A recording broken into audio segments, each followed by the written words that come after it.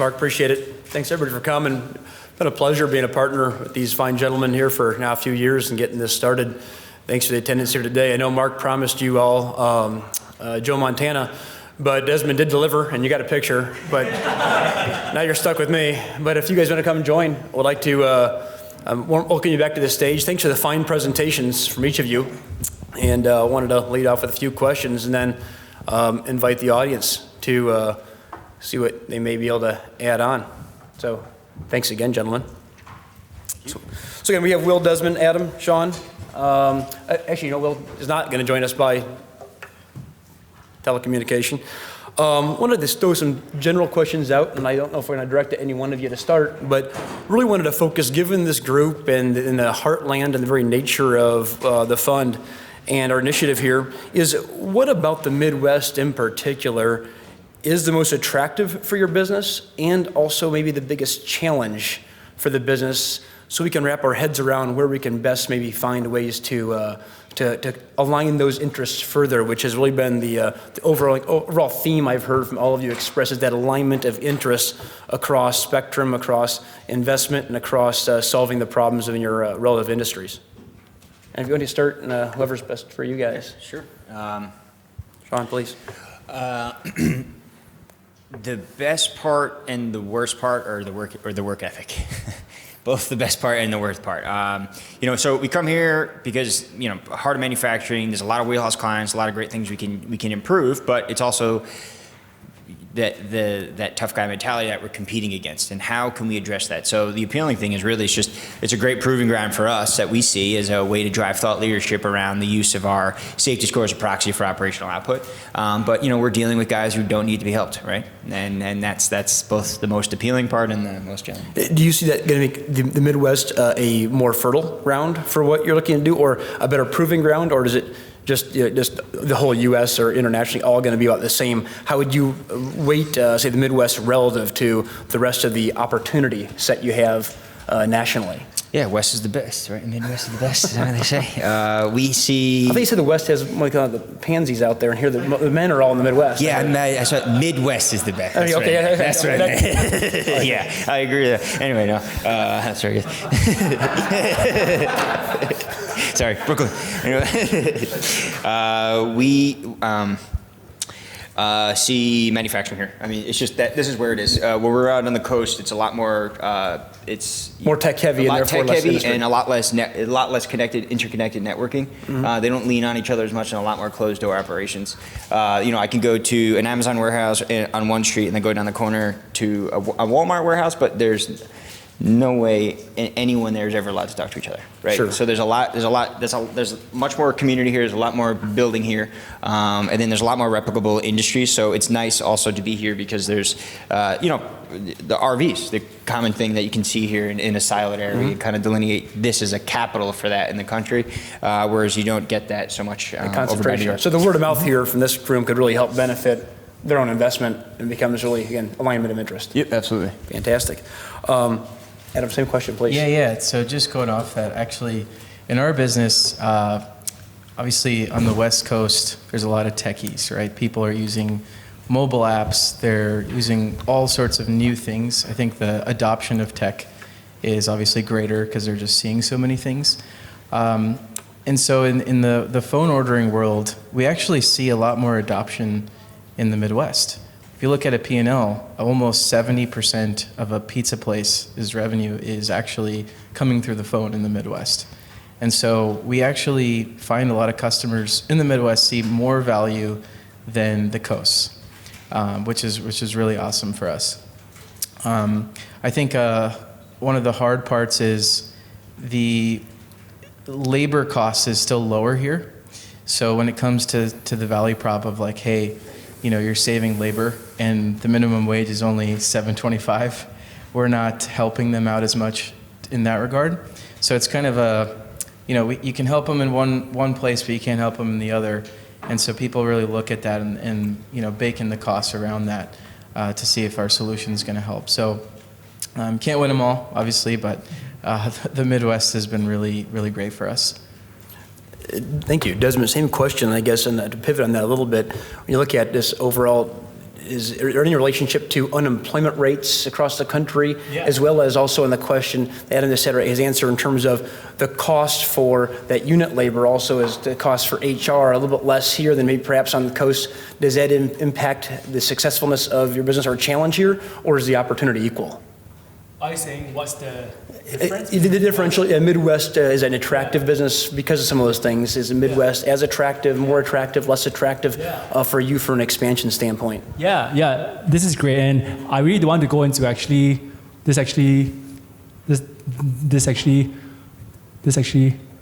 politics here. But when I last met with actually Mayor Pete when I was here, Mayor Pete was trying to tell me how South Bend is the frame of this actually beta city that is very similar to most parts of the whole US.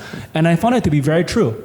Actually, most cities in the country is not San Francisco, it's not LA, right? But most parts of the country is like South Bend, or it's like where we are at in this actually Midwest. And that is what I found. And I actually grew up in this space, as I was sharing with you all my own story. My own parents, they are both actually hourly workers. They grew up in this space. So coming to the Midwest, I think, has been huge for us, is because it's where most people in the US, it is actually like, in terms of like the structure, these companies that I like talk to. So it's been really great for me to be here. Yeah. So I'm hearing from that a relatable feedback loop, essentially. Does that apply to all of you in terms of what you found here of business success and finding clients here? Has that been a feedback model that is going to be beneficial at a higher rate, perhaps, to help expand?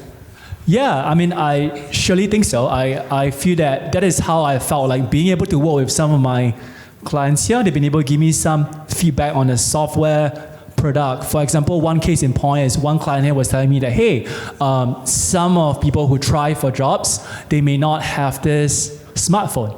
Over here, they have normal phones. That is not the case when I'm back in this SF. Everyone has iPhone 10, everyone.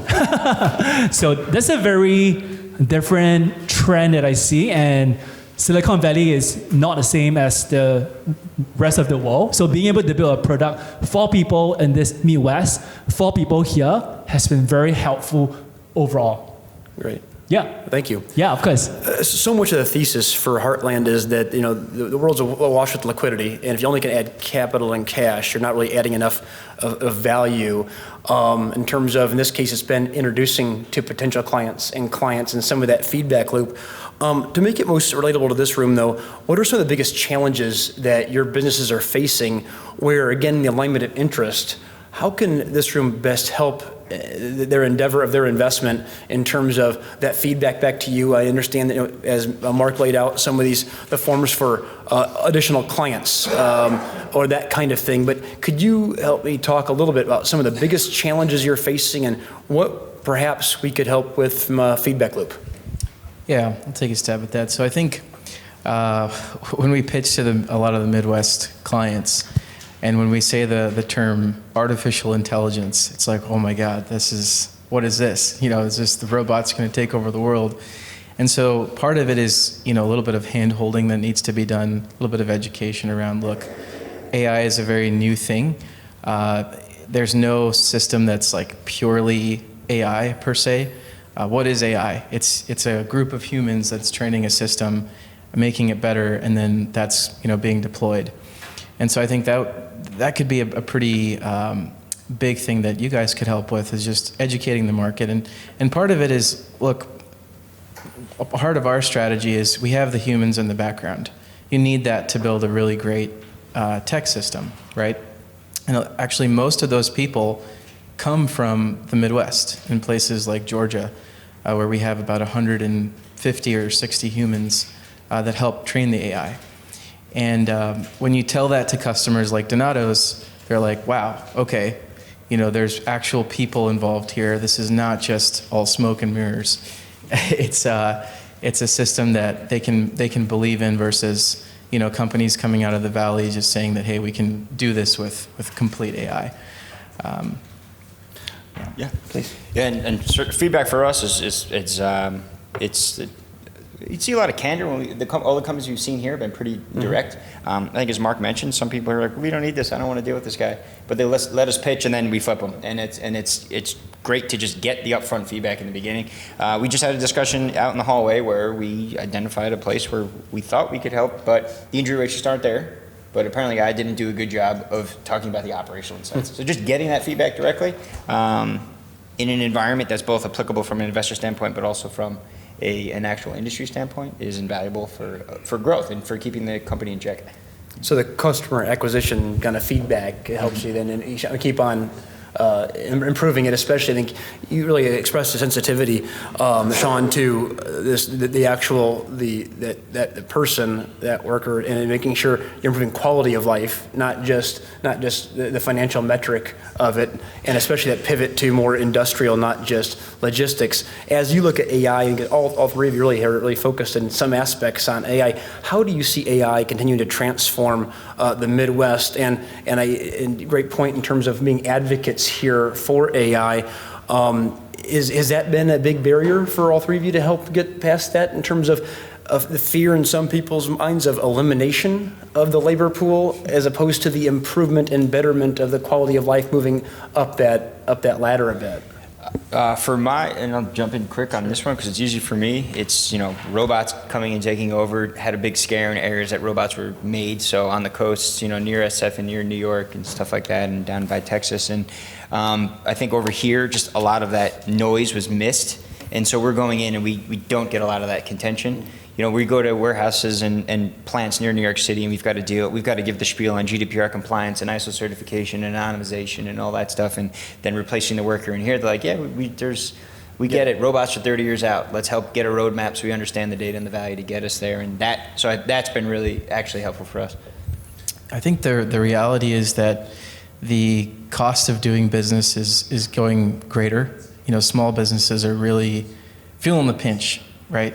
We walk into a restaurant and we look at a P&L statement and it's like they're barely breaking even. There was 100,000 restaurants closed down in the US last year. And so when you approach them and say, hey, this is AI, they're actually much more open to chatting because they know that this is the future. This is where the industry needs to go because, your food costs are 30%. They used to be 20%, a couple of years back. Your rent is going up like crazy.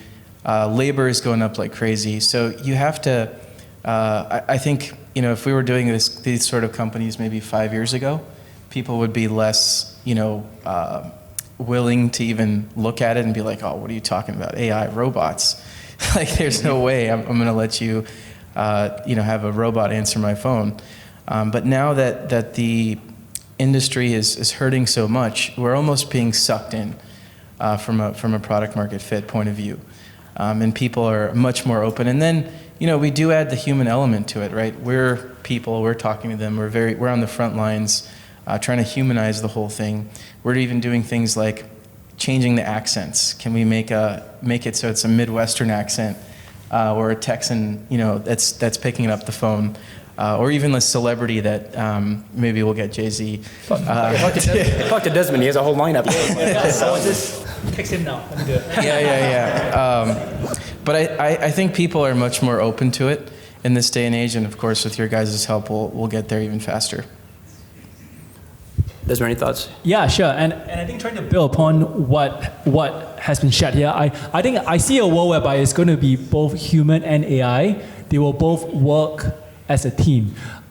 For me, at least, I don't see a world of pure AI. I mean, just to share with you all a very fun story. I live in actually Palo Alto, where you'll see all the self-driving cars around, and that's so cool. It's going to cut so many jobs. But fun fact is, I always see people manually trying to add fuel to this self-driving cars. So the cars cannot drive unless someone helps them to have fuel. So, and I think there's just so many cases of this that it is going to be always humans and AI that will co-work as a team. And I really see this future.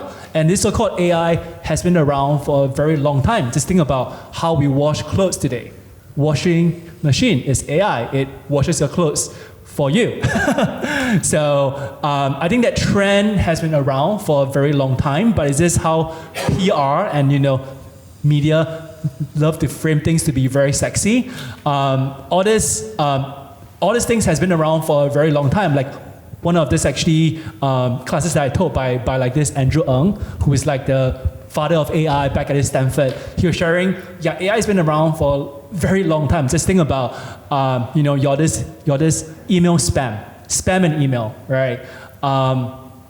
It has always been there, but just like the way that PR and this media tries to frame AI in a way that is very scary, it is not, right? It will always be humans and AI working as a team. So, just going off of that real quick, I think what Desmond is hitting on is a really important topic. Like, oh my gosh, AI has taken away all these jobs away from people, and that's actually not the case. With AI, it's like I said, it's a symbiosis of technology and humans.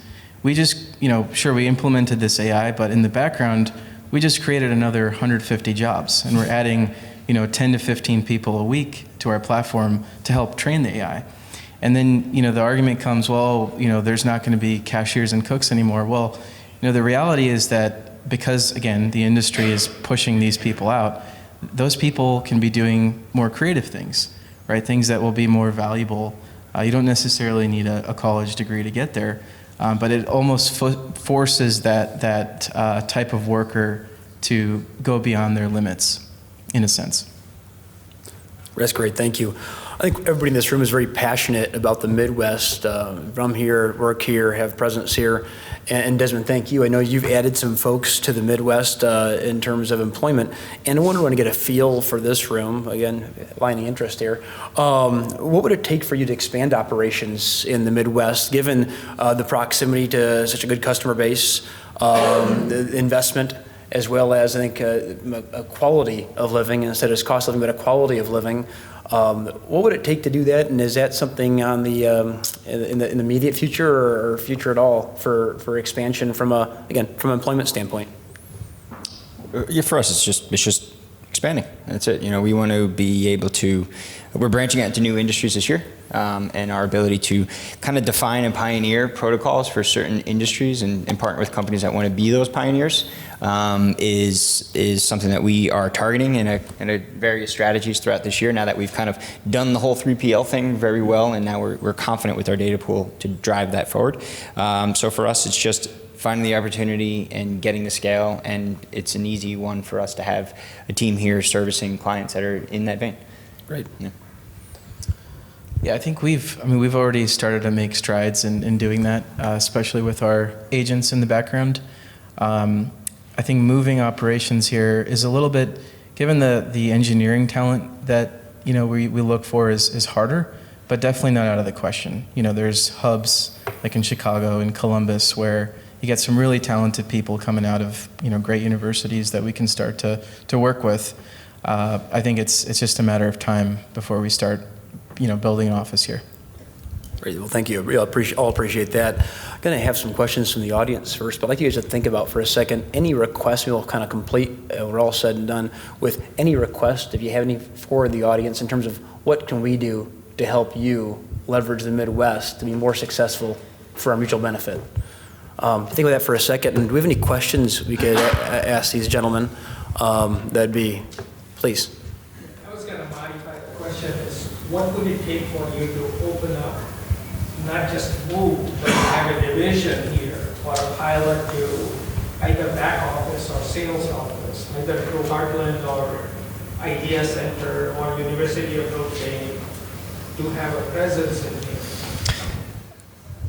here? I think we. That's a question to all three of you. Yeah. I think Heartland does a really good job of driving new clients in, and I think that's a whole hell of a lot of a lift. I think we all share pretty similar veins that we can all be in, some pretty similar client, at least use cases. So whether or not it's the exact same client, it's probably a pretty similar sales persona that we're going after in terms of the type of client relationship manager that we have. So really it's about, if there's enough density, there's resources we can share and grow. I think finding a person that could work and be dynamic enough, or finding types of people that can work and be dynamic enough, justifies us to going in on salary here. Yeah, we definitely want to be moving into the Midwest. If you were to see some of the sticker prices on the salaries that we pay in Silicon Valley, you'd be shocked. But that's the price we pay out there because of the costs, right? So for me, as a CEO of the company that's also managing the burn, it's really important that we start to look at different routes, and that'll be really soon as this year, to start doing that in every department: engineering, sales, ops. We've already have some ops here, but expanding the sales and account management even out here is going to be important for us soon. And I think for me, right? I mean, as what Brian was sharing, we do have a team here, and I do have plans to try to grow further.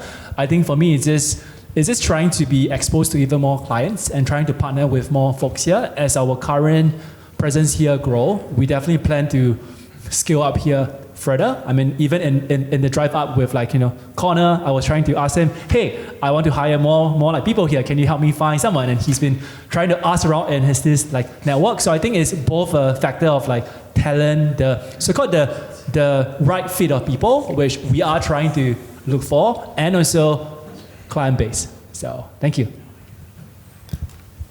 And one other thing, we could definitely use your guys' help. I mean, you guys have connections here, places that we could potentially expand, or maybe there's a hub of engineers, so we'd love to explore that if you guys have ideas on that. Any other questions from the audience? Any last requests you guys would have from the audience to help them in some respects? I'm just going to jump on this training. It's fostering the community. Obviously we want more.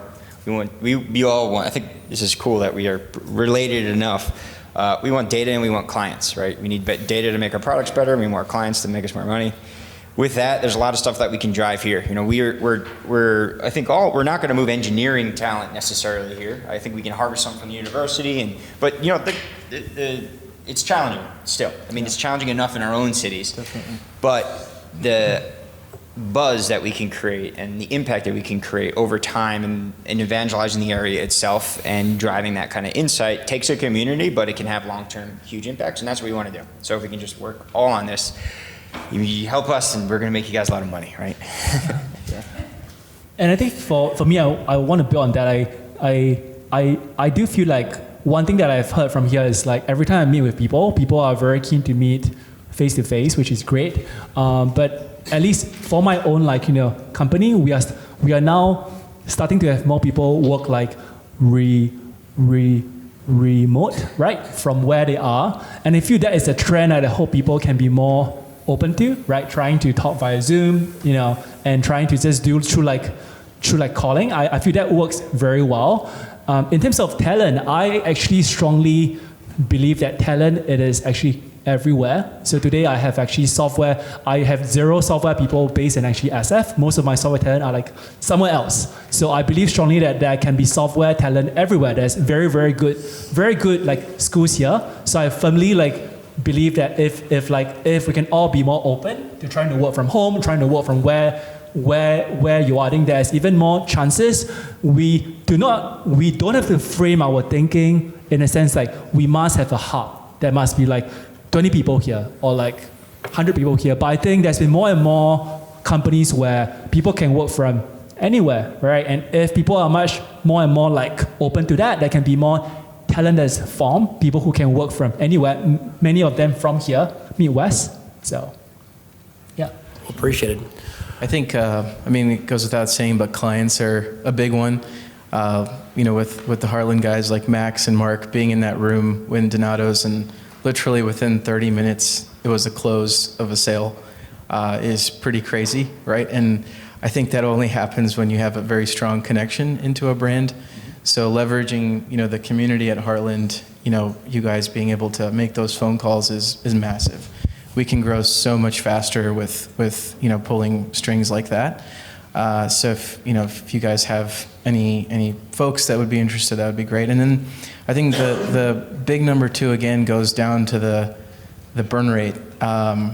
This is we're very thankful for your guys' support, and cheaper ways to scale is of course going to be super beneficial to learn. If you guys have maybe office space, right, where we could house 50 or 60 people, taking calls, helping train the AI, that would be huge, right? Otherwise, we're working with these crazy WeWorks of the world that are, price gouging as much as they can for VC-backed companies. So I think that would be another big help.